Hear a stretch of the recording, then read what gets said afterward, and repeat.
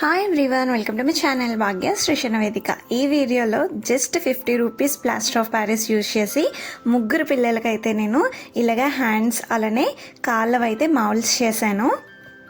ఎలా చేయాలి అలానే కొన్ని టిప్స్ కూడా వీడియోలో షేర్ చేశాను. డీటెయిల్డ్గా వీడియో ఎండ్ వరకు తప్పకుండా చూడండి.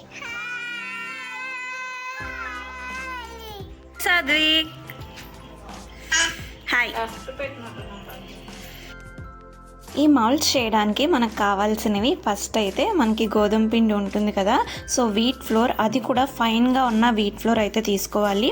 మనం నార్మల్గా మిల్లో ఆడించుకుంటాం కదా, అలాంటిది కాకుండా మనకి డైరెక్ట్గా షాప్లో కొనుక్కున్నది అయితే ఫైన్గా ఉంటుంది. సో మౌల్డ్స్ అన్నవి చాలా బాగా వస్తాయన్నమాట. ఫస్ట్ అయితే ఇలాగ సేమ్ చపాతీ పిండి ఎలాగైతే కలుపుకుంటామో అలానే అయితే ఇలాగ మెత్తగా కలుపుకోవాలి. సో కలుపుకునేటప్పుడు ఈ కన్సిస్టెన్సీ అయితే ఉండాలన్నమాట. ఇది కొద్దిగా గరుగ్గా ఉంది, ఇది చూస్తే మీకు సాఫ్ట్గా ఉంది కదా, చూసారు కదా చపాతీ పిండి అనేది. సో ఇలా ఉండాలన్నమాట. ఇది షాప్లో కొనిన పిండి అనమాట. సో చూసారు కదా నావి ఫింగర్స్ ఎంత బాగా కనిపిస్తున్నాయో. సో అలా రావాలి అని అంటే మీరు ఇలాంటిదైతే పిండి తీసుకోవాలి. ఫస్ట్ అయితే మనకి మౌల్డ్స్ వేయడం కోసమని ప్లాస్టర్ ఆఫ్ ప్యారిస్ మనం అచ్చులు అయితే తీసుకోవాలి కదా. సో దానికోసం అని అయితే ఇలాగ చపాతీ పిండిని మనకి చిన్న బౌల్లో అయితే తీసుకోవాలి చపాతీ పిండిని. అలానే మనం దేనిదైతే మౌల్డ్స్ తీసుకోవాలి అనుకుంటున్నామో, ఇక్కడ నేను ఫస్ట్ కాళ్ళవి అయితే తీసుకోవాలనుకున్నాను కదా. సో దానికోసం అని అయితే ఫస్ట్ ఆయిల్ అయితే మంచిగా అప్లై చేసుకోవాలి. ఆయిల్ బాగా ఉంటే మనకి ప్రింట్ అనేది బాగా దిగుతుందన్నమాట. మనకి కిందన చిన్న చిన్న గీతల్లాగా వస్తాయి కదా రేఖలు, సో అవి కూడా చాలా బాగా వస్తాయి. ఇలాగా మనకి కాళ్ళు ఎంత అయితే ఫిట్ అవుతుందో, సో అలాంటి గిన్నె తీసుకుంటే మనకి క్లోజ్డ్గా వస్తుంది మౌల్డ్, కొద్దిగా బాగుంటుంది అనమాట. సో చూసారు కదా, ఇలా అయితే మనము ప్రింట్ అనేది తీసుకోవాలి. కిందకి వేళ్ళని ఇలా కిందకి అంటే అది బాగా మనకి అచ్చు అనేది పడుతుంది. ఇది నేను వచ్చేసి ప్లాస్టర్ ఆఫ్ ప్యారిస్ అయితే ఈ 50 రూపీస్ అనమాట. Plaster of Paris 1 kg pack అయితే తీసుకున్నాను. ఇక్కడ నేను ఏ కన్సిస్టెన్సీలో కలుపుతున్నానో ఒకసారి చూడండి. ఇక్కడైతే మనం ఒకేసారి మౌల్డ్స్ అన్ని తీసుకొని, అంటే ప్రింట్ అనేది తీసుకొని ఒకేసారి ఇలాగా ప్లాస్టర్ ఆఫ్ ప్యారిస్ ఏదైతే మనము ఇది కలుపుతామో సో దాన్ని వేయచ్చు. లేదు అని అంటే మనకి చపాతీ పిండిని ఎక్కువ వేస్ట్ చేయకూడదు అని అనుకుంటే మనం తక్కువ పిండితోనే ముగ్గురికి కూడా చేసేసుకోవచ్చు. అది ఎలా అన్నది కూడా నేను చూపిస్తాను. ఇక్కడ చూసారు కదా, సో ఈ కన్సిస్టెన్సీలో అయితే ఉండాలి. స్పూన్కి పట్టుకుంటే అలా ఉండాలన్నమాట. ఎక్కువ వాటరీగా ఉండకూడదు, కొద్దిగా థిక్గానే ఉండాలి. అప్పుడైతే మౌల్డ్స్ బాగా వస్తాయి అన్నమాట. లేదు అంటే చపాతీ పిండి కూడా కరిగిపోతుంది కదా లైట్గా, అప్పుడు బాగా ప్రింట్ అనేది రాదు. ఇలాగైతే కలుపుకొని మనము ఇలా అయితే ఫిల్లింగ్ అనేది చేసుకోవాలి. ఇప్పుడు ఒకసారి మనం ట్యాప్ చేస్తే కనుక, అంటే కిందికి టప కొడితే కనుక ఏవైనా మాలిక్యూల్స్, ఎయిర్ మాలిక్యూల్స్ ఉన్న గ్యాప్స్ ఏమైనా ఉన్నా సరే మంచిగా అది ఫిట్ అవుతుంది అన్నమాట. అలానే ఇక్కడ ఇంకొక పాపకైతే చేస్తున్నాను. అక్కడ కాళ్ళవి చేశాను కదా, సో చేతికి కూడా సేమ్ మనం ఏ చేయి అయితే చేస్తున్నామో దానికి ఇలాగ ఆయిల్ అయితే మంచిగా అప్లై చేసుకోవాలి. మనం ఏ ఆయిల్ అప్లై చేసుకున్నా సరిపోతుంది. ఇలాగా మంచిగా లోపలికైతే ప్రెస్ చేయాలన్నమాట. ఫింగర్స్ బాగా ప్రెస్ చేస్తే కనుక ఆ ఫింగర్స్ అచ్చులు చాలా బాగా వస్తాయి. లోతుగా రావడం వల్ల మంచి షేప్ అనేది వస్తుంది. సో చూసారు కదా, ఇలా అయితే అచ్చులు వస్తాయి. దాంట్లోని మళ్ళీ సేమ్ నేను ఎలా అయితే ఇందాక కలిపానో అలానే అయితే ఫిల్ చేసేస్తున్నాను. ఇది నేను టోటల్గా ఒక 3 days అలా పట్టింది అనుకుంటా. సో చేయడానికి 2 daysలో అయిపోయింది. సో ఫస్ట్ డే చేసినప్పుడు బాబుకు మాత్రమే చేశాను, తర్వాత 2 ఆడపిల్లలకి అయితే చేశాను అనమాట. ఇలా అయితే మనము ఇలా ఫిల్ చేసుకోవాలి. చిన్న ఫింగర్స్ ఉన్నాయి కదా, సో అందులోకి ఫిల్ చేసుకోవడమే. ఇలా ఫిల్ చేసుకొని మళ్ళీ ట్యాప్ చేసుకోవాలి. అలాగా ట్యాప్ చేసుకుంటే కింద కొడితే కనుక మనకి మంచిగా ఫిల్లింగ్ అనేది వెళ్తుంది అనమాట. ప్లాస్టర్ ఆఫ్ ప్యారిస్ కలిపినప్పుడు మనకి ఎంత మౌల్డ్ కావాలనుకుంటున్నామో దానికి తగ్గట్టు ప్లాస్టర్ ఆఫ్ ప్యారిస్ మాత్రమే కలుపుకోవాలి. ఇక్కడ ఏదైనా పల్చగా కానీ వస్తే అది ఇరిగిపోతుంది. అలాగే ఇరగకుండా ఉండాలి అని అంటే థిక్ లేయర్గా వేయాలి ఈ ప్లాస్టర్ ఆఫ్ ప్యారిస్ అన్నది. చూసారు కదా నేను ఇలాగ కింద కొడుతున్నాను, అలా అయితే మంచిగా అవుతుంది. అలానే ఫస్ట్ నేను ఒక చెయ్యి ఓపెన్గా పెట్టాను, ఇంకొక చెయ్యి ఇలా క్లోజ్డ్గా, అంటే చిన్నపిల్లలు ఎప్పుడు చేతులు ముడుచుకొని ఉంటారు కదా అలా అయితే పెట్టించాను. అప్పుడు గోర్లు కూడా వస్తాయి కదా, ఒక చెయ్యి అయితే మొత్తం అరిచెయ్యి వచ్చేలాగా, ఇంకొకటి గోర్లు కూడా కనిపించేలాగా అయితే ఇలాగా అచ్చు అనేది పెట్టించాను. అప్పుడు రెండు కూడా ఉంటాయి కదా అనేసి. ఇక్కడ చిన్న బాబు కోసం అనేసి ఇంకా చిన్న దాంట్లోనే పెడుతున్నాను. ఎప్పుడైనా ఇలా చిన్న దాంట్లో పెడితే బాగా వస్తుంది. మ్యాక్సిమం మన చెయ్యి ఎంతవరకు దిగుతుందో చూసుకొని అంత వెడల్పు ప్లేట్ కానీ చిన్న గిన్నె కానీ తీసుకుంటే బాగా వస్తుందన్నమాట. అలా అయితే మనకి తక్కువ చపాతీ పిండితోనే ఇలాగ మౌల్డ్స్ అనేవి చేసుకోవచ్చు. చూసారు కదా ఎంత బాగా వచ్చాయో, కిందన ఇలా గీతలు కూడా బాగా కనిపిస్తున్నాయి. వాటిని కూడా సేమ్ ఇలానే ఫిల్ చేసేస్తున్నాను.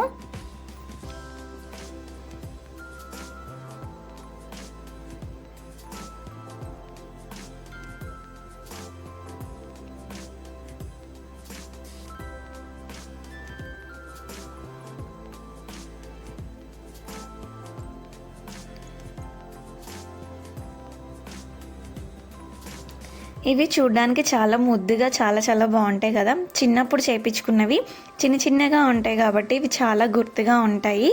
అలానే ఇప్పుడు ఇది వచ్చేసి ఒక 2 days వరకు మనము బాగా డ్రై చేసి పెట్టుకోవాలి. బట్ ఇలాగ చపాతీ పిండిలో నుంచి బయటకు తీయడానికి ఒక 15 to 20 minutesలో అయితే ఆరిపోతుంది.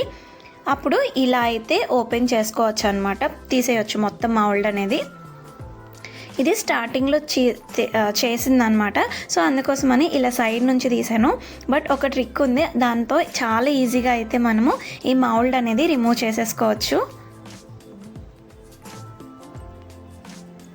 ఇలాగా నెమ్మదిగా జాగ్రత్తగా తీసుకుంటే మనకి ప్రాబ్లం ఏమి ఉండదు. ఇది ఒకే ముద్దలాగా ఉంటుంది కాబట్టి కాళ్ళు అచ్చు అనేది ఇరిగిపోకుండా ఉంటుంది.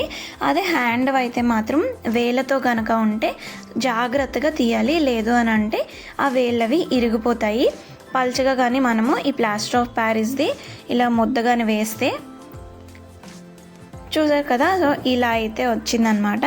ఇప్పుడు ఈజీగా ఎలా రిమూవ్ చేయొచ్చో చూడండి. ఇక్కడ నేను ఫస్ట్ అయితే చిన్నగా ఇలా ఓపెన్ చేశాను.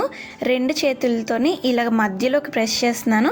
అలా ప్రెస్ చేయగానే సో మౌల్డ్ చూసారు కదా, ఏదైతే మనకి హ్యాండ్ది మౌల్డ్ ఉందో అది బయటికి అయితే వచ్చేస్తుంది. ఇలాగా చాలా సింపుల్గా అయితే ఇది రిమూవ్ చేసుకోవచ్చు. అయితే నేను ఇది రిమూవ్ చేసినప్పుడు కొద్దిగా త్వరగా ఓపెన్ చేసేసాను.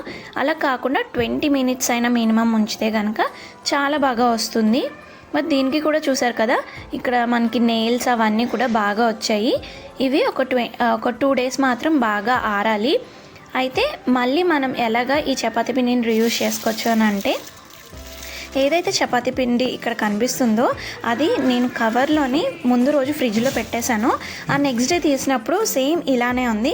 అదే బాక్స్లో పెడితే మనకి గట్టి లేయర్ అనేది ఫామ్ అయిపోతుంది కదా, బట్ కవర్లో పెడితే ఇలా ఆల్రెడీ అందులోకి వాటర్ మాలిక్యూల్స్ వెళ్తూ ఉంటాయి కాబట్టి మంచిగా ఉంటుంది అనమాట. సో చపాతీ పిండి అనేది సాఫ్ట్గా ఉంటుంది. సో నెక్స్ట్ డే చేసినప్పుడు కూడా మంచిగా అయితే వస్తుంది. సేమ్ ఫస్ట్ డే ఎలా చేసామో అలాగే.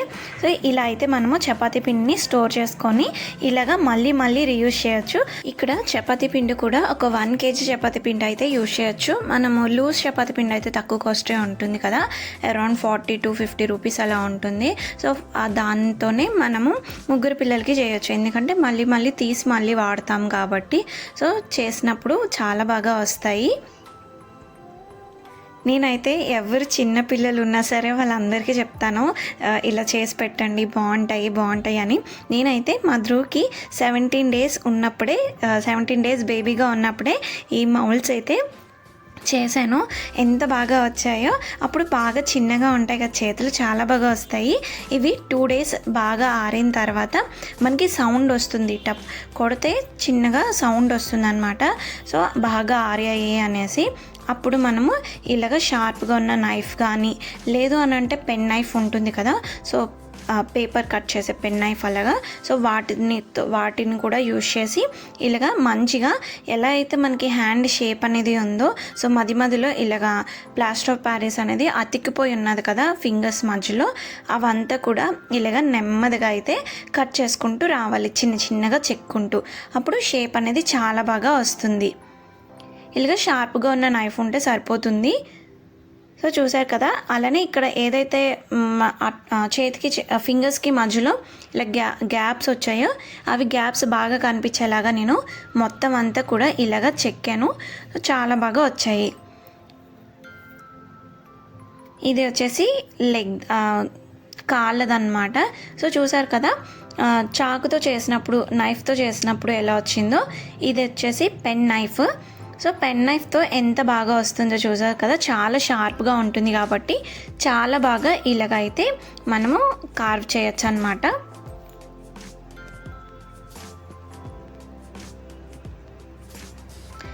ఇవన్నీ కూడా మనము యాక్రిలిక్ పెయింట్ ఉంటుంది కదా, సో దాంతో మొత్తం అంతా కూడా పెయింటింగ్ అనేది వేసి, తర్వాత మనం కావాలి అని అంటే యాక్రిలిక్ పెయింటే వైట్ తీసుకోవచ్చు, లేదా గోల్డ్ కలర్తో కానీ మనం పెయింటింగ్ అనేది వేసుకుంటే మంచిగా స్టోర్ అయితే చేసుకోవచ్చు అన్నమాట.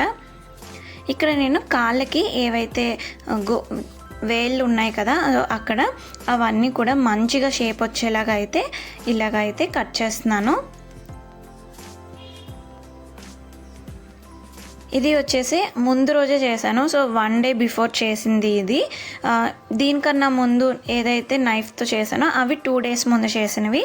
2 డేస్ తర్వాత ఇలా కటింగ్ ప్రాసెస్ చేస్తేనే బెస్ట్, అప్పుడు స్ట్రాంగ్గా ఉంటాయి. కాబట్టి ఆ 2 డేస్ తర్వాతే మనము ఇలాగా యాక్రిలిక్ పెయింట్ తీసుకొని ఇలాగ పెయింటింగ్ అనేది వేసుకుంటే, పెయింటింగ్ వేసిన తర్వాత ఇంకా బాగా కనిపిస్తాయి ఆ చేతి మీద గీతలు అవన్నీ కూడా. ఇక్కడైతే నేను గోల్డ్ కలర్ పెయింట్ అనేది యూజ్ చేస్తున్నాను. వైట్ కలర్ పెయింట్ కూడా యూజ్ చేసుకుంటే చాలా బాగుంటుంది. అలానే స్కిన్ కలర్ కానీ మన చేతులు ఎలా అయితే మనకి ఒరిజినల్గా ఉంటాయో అలానే వచ్చేలాగా కూడా మనము పెయింటింగ్ అనేది వేసుకోవచ్చు, చాలా బాగుంటుంది. అయితే ఇక్కడ చూసారా, బ్యాక్గ్రౌండ్లో బ్లూ కలర్ క్లాత్ ఉండడం వల్ల ఎంత బాగా కనిపిస్తుందో. అలానే మనం ఏదైనా అంటే ఇప్పుడు క్లాక్లో కానీ పాడైపోయిన క్లాక్ కానీ లేదా మనం ఫ్రేమ్ చేయించుకున్నా సరే ఇలాగ ఫ్రేమ్ బ్యాక్ సైడ్ అయితే మనకి మంచి బ్యాక్గ్రౌండ్ ఉండాలి, అప్పుడు ఇవి ఇంకా బాగా హైలైట్ అవుతాయి అన్నమాట. ఇలాగ కంప్లీట్ వైట్లోనూ ఉంచేద్దాము అని అనుకునేటప్పుడు బ్యాక్గ్రౌండ్ గోల్డ్కి వెళ్తే బాగా కనిపిస్తాయి.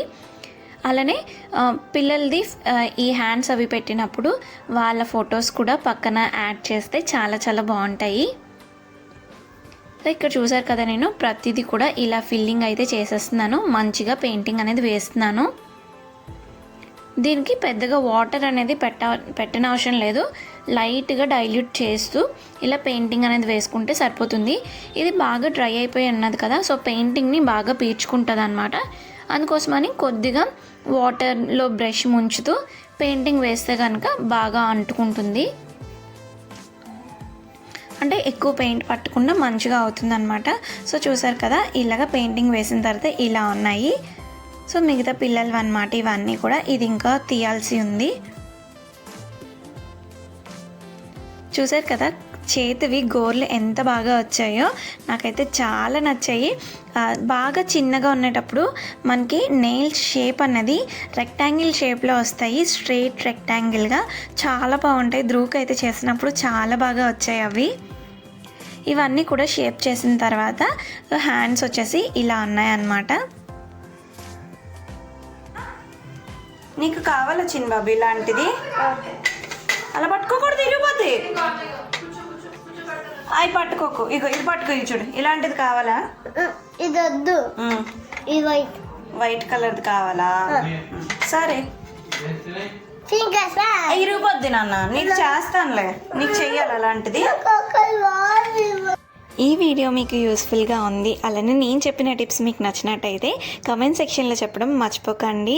అలానే ఒకవేళ పెద్దవాళ్ళు అయినా సరే మీ హ్యాండ్ ప్రింట్స్ కూడా తీసుకోండి, చాలా చాలా బాగుంటుంది, చాలా మెమరబుల్గా ఉంటుంది కదా. నా వీడియో మీకు నచ్చినట్టయితే ప్లీజ్ సబ్స్క్రైబ్.